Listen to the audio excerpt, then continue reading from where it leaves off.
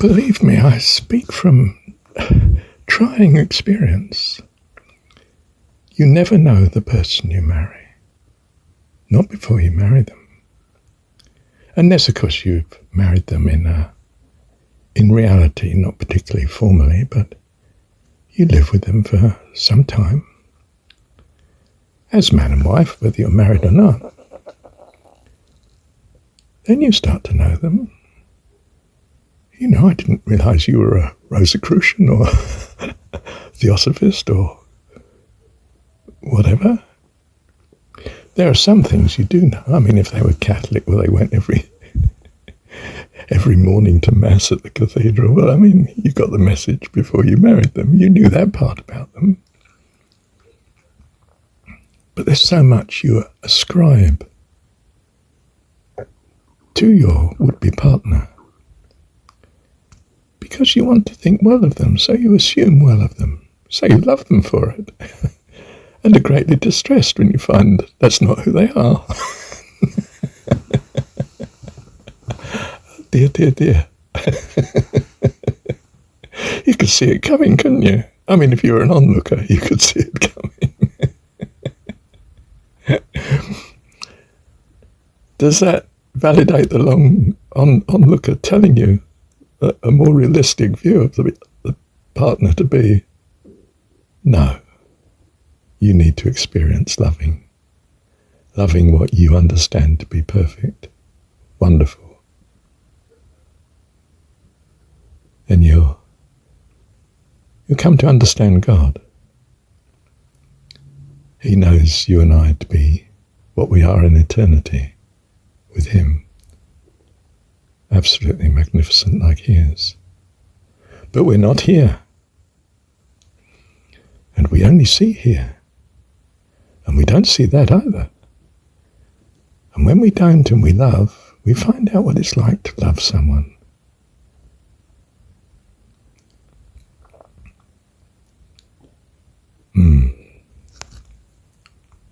But that someone is as, well, much of a mix of good and bad like yourself. It's neither good nor bad. It's ignorance, really. It's just childishness. We're not mature yet. We're children. And it's quite demanding on an adult to be loving to the child.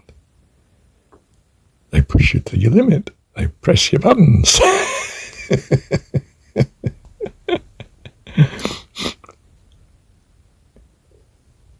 But you get to know what it is to be God in the sense of a parent to a child. And so this sort of goes towards completing your education here in this school, world of, time, space, matter, and so forth. You come to not only know what it is to be a child, but also start to know what it is to be an adult, a parent. And so you have some view in your mind of what a good parent is. And therefore your God is obviously such a good parent. And more. But you're exploring what the more is at the moment. Bless you. Thank you, Heavenly Dad. I knew a delightful Christian lady. English she was. I knew her here in New Zealand. And, she was earnestly a charismatic Christian, really earnest. And her husband was a martial arts black belt, one of the best.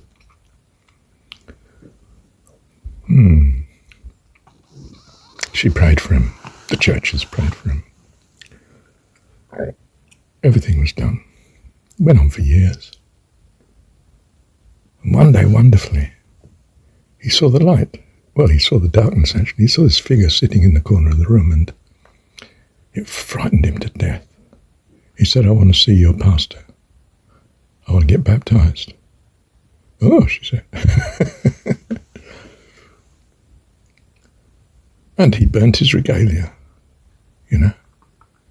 He's born again in true charismatic, Penti, whatever you like to call it, Christian born again style.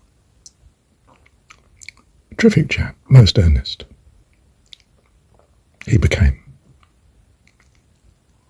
Yeah. But that's not the story. The rest is,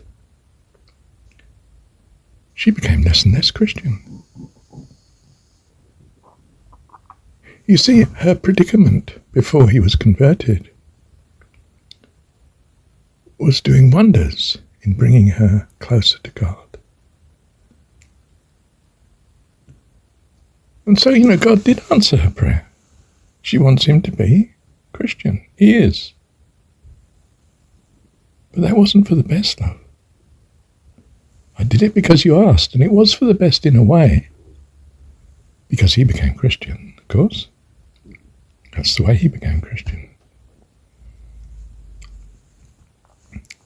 And you came to realize that God's will for you, well, you didn't come to realize. Onlookers came to realize that God's will for you seems to have been in the situation you were in. For when he changed it according to your plea, well, you stopped learning. In fact, you fell away quite a lot. Now you may say, this is terribly judgmental. Yeah, but it's the reality of things. That's what happened. You could say it was coincidence. I don't think so. I'd say that was the cause.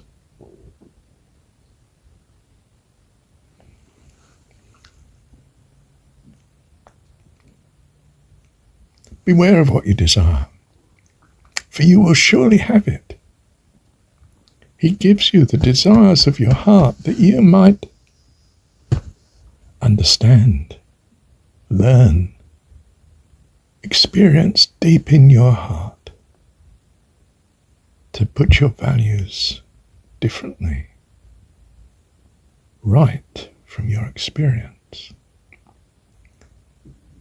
So you're cautious in what you storm heaven over. And all this emotion that you see, say, in churches, praying for the lost.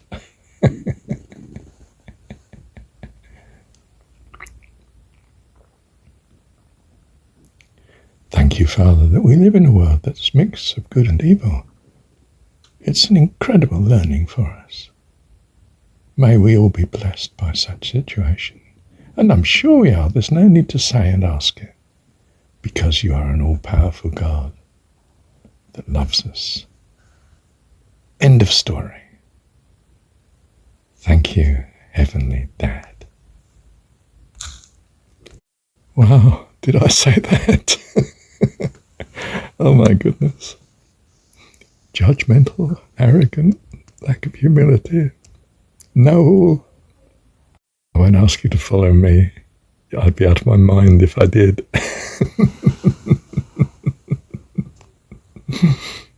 Are you Gnostic? Do you have ears to hear?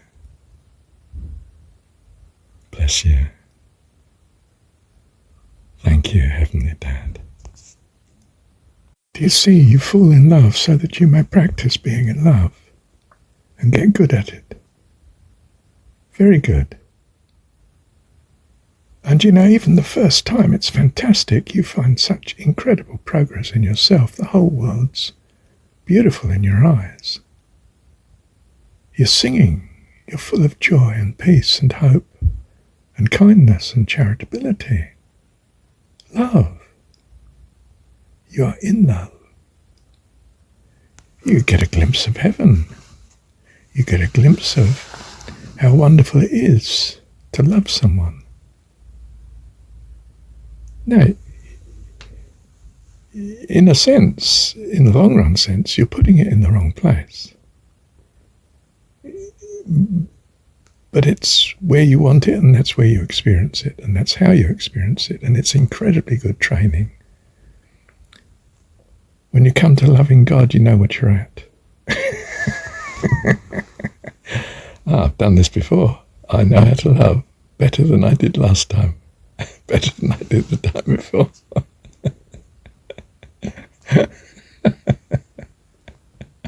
Well, we never know when we're really there, of course, but I mean, this is what we sort of feel. You can see the progress if you look at it.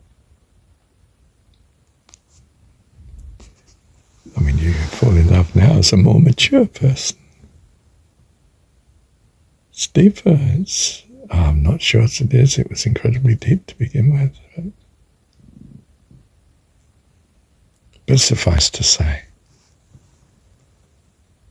love that which is truly perfect. You're God. You're God even though you don't know him properly yet. You're finding out more and more, especially when you fall in love.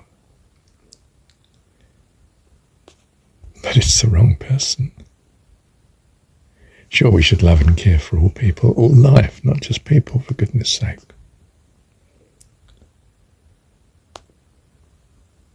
But if you love God as your heavenly dad, which is much easier if you see him as heavenly dad, of course.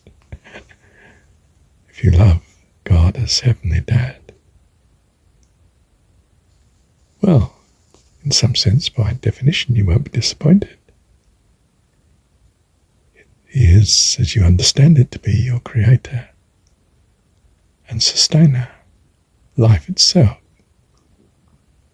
Perhaps along with the Jesus story, you see him as dwelling in you and always with you. I will never leave you nor forsake you, saith the Lord. It's with you always.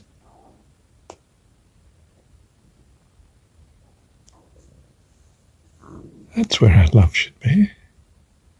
And then you will find all other relationships fall into right place. Those that love God and those that don't. You know how to treat them.